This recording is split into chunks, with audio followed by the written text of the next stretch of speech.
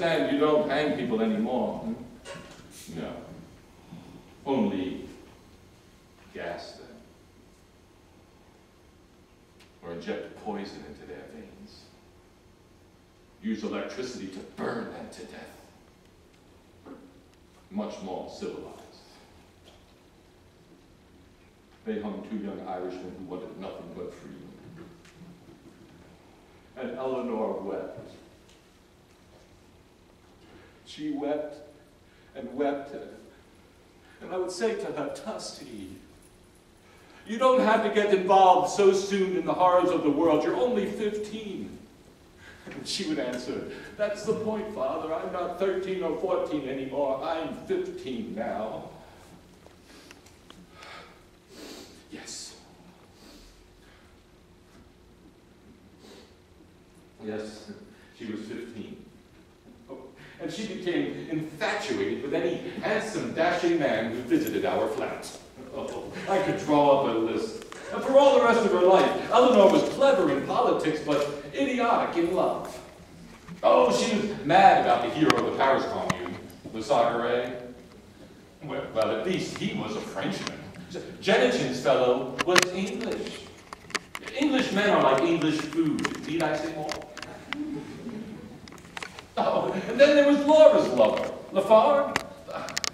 His public displays of ardor were absurd. He would put his hand on her ass.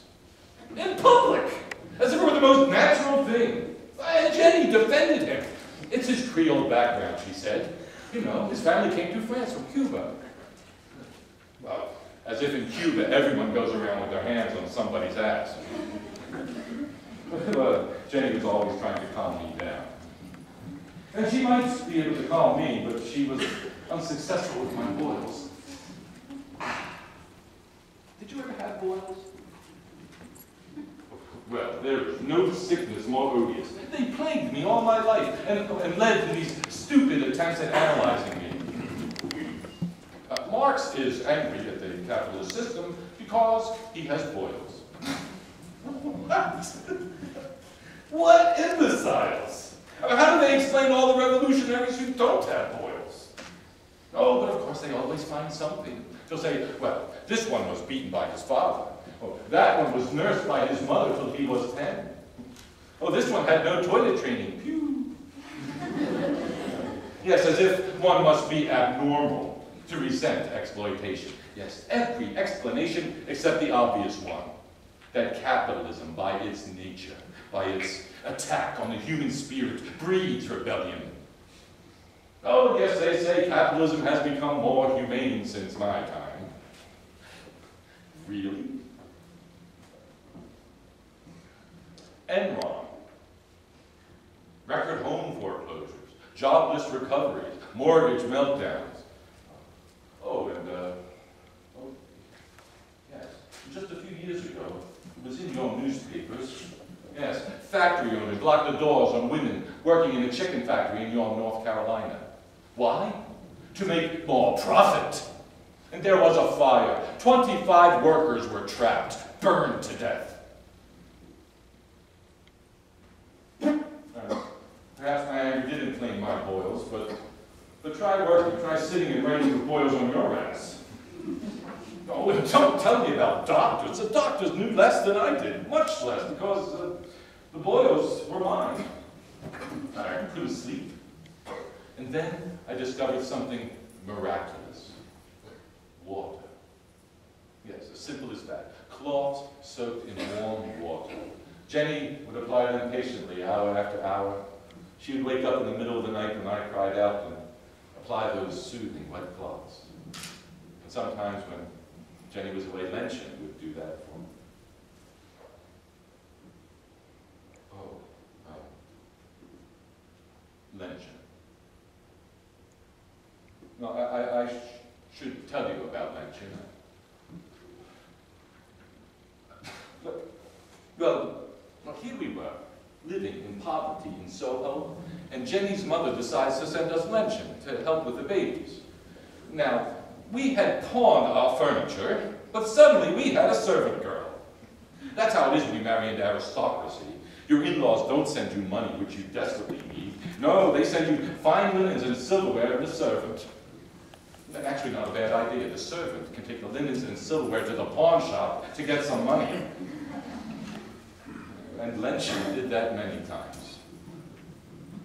But she was never a servant. Well, the children adored her, and Jenny had tremendous affection for her. When Jenny was ill, Lenchen was with her, tending to her every need. But yes, her presence did create a great tension between Jenny and I. I remember a scene. Jenny said, "This morning I saw you looking at Lenchen." Looking? What do you mean? I mean the way a man looks at a woman. I still don't know what you mean. It was one of those conversations which cannot possibly come to any good. There was all this going on inside our flat on Dean Street. And outside was London. Can you imagine the streets of London in 1858? With the coster girls trying to sell a few rolls for a few pennies. The organ grinder with his monkey. Prostitutes and magicians and these street vendors with bellowing trumpets, ringing bells. There were organs, hurdy-gurdies, brass bands, fiddlers, Scottish pipers, and always a beggar girl singing an Irish ballad. Well, that's what I saw and heard every evening as I made my way home from the museum under the gas lamps that had just been lit, until I got to Dean Street. Would have to make my way through the mud and sewage, thinking about the care they'd taken paving the streets of the wealthy neighborhoods. Well, I suppose it was only fitting that the author of Das Kapital should slog through shit while writing his condemnation of the capitalist system. And Jenny did not sympathize with my complaints about wading through the mud on the street. She would say, "That's how it feels to me reading Das Kapital." She was always my severest critic. Unsparing. Honest, you might say. Is there anything more outrageous than an honest critic? Well, the book troubled her. Yes, Das Kapital. She worried that I would bore people from the start with my discussion of commodities, use value, exchange value. She said the book was too long, too detailed. She used the word ponderous. Imagine. Oh, she reminded me what our trade union friend Peter Fox said when I gave him a copy of the book. He said, "I feel like a man who's just been given an elephant as a gift." And yes, Jenny said, it is an elephant. And I tried to tell her this was not the Communist Manifesto, which was intended for the general public. It is an analysis. Oh, let it be an analysis, she said, but let it cry out like the manifesto. A specter is haunting Europe, the specter of communism. She said, now that excites the reader. A specter is haunting Europe. Well, that is quite good. And then she would read to me the first words of Das Kapital, to torment me, of course. The wealth of those societies in which the capitalist mode of production prevails presents itself as an immense accumulation of commodities. Now, Jenny said that would put readers to sleep. I ask you, is that boring? Oh. Well, maybe it is a little boring. No, I admitted that to Jenny. She said, there's no such thing as a little boring. Oh, but please, don't misunderstand.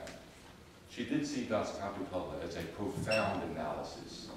It showed how the capitalist system must, at a certain stage of history, come into being and bring about a colossal growth of the productive forces, an unprecedented increase in the wealth of the world.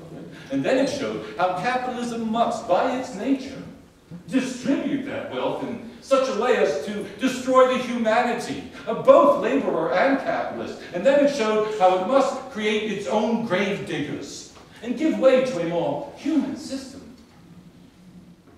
But Jenny always asked, are we reaching the people we want to reach? Oh, one day she said to me, do you know why the censors have allowed this book to be published? Because they can't understand it. Well, I reminded her Das Kapital was receiving favorable reviews. She reminded me most of the reviews were being written by Engels. I told her perhaps she was being critical of my work because she was unhappy with me. "Oh, you men," she said, "you men cannot believe that your work deserves criticism, so you attribute it to something personal." "Well, yes, doctor, my personal feelings are there, but this is separate."